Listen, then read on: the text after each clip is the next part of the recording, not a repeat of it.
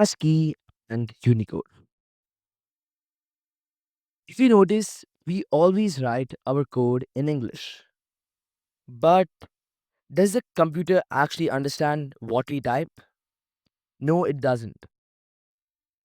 Python actually compiles the code we write into something known as machine language, which consists of zeros and ones, which is the language of the computers.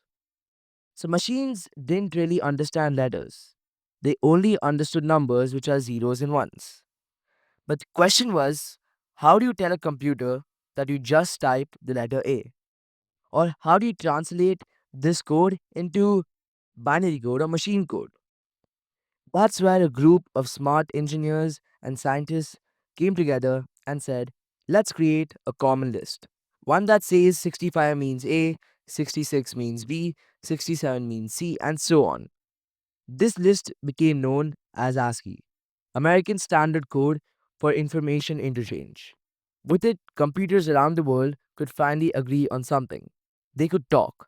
You could send an email, and the letter A would be understood no matter which machine read it, because every machine knew.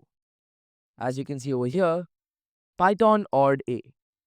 ORed converts A into its ASCII value. So when we run this code, it gives us 65.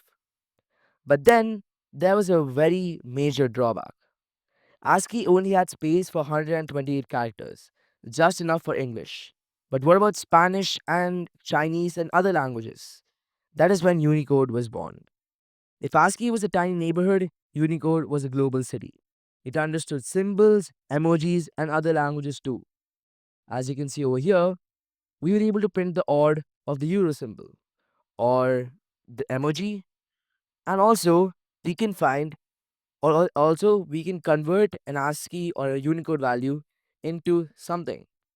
So when we run all of this code, we get 8364, which is the Unicode value of the euro symbol, the Unicode value of the emoji, and the proper value or the translated version of the Unicode value of the laughing emoji.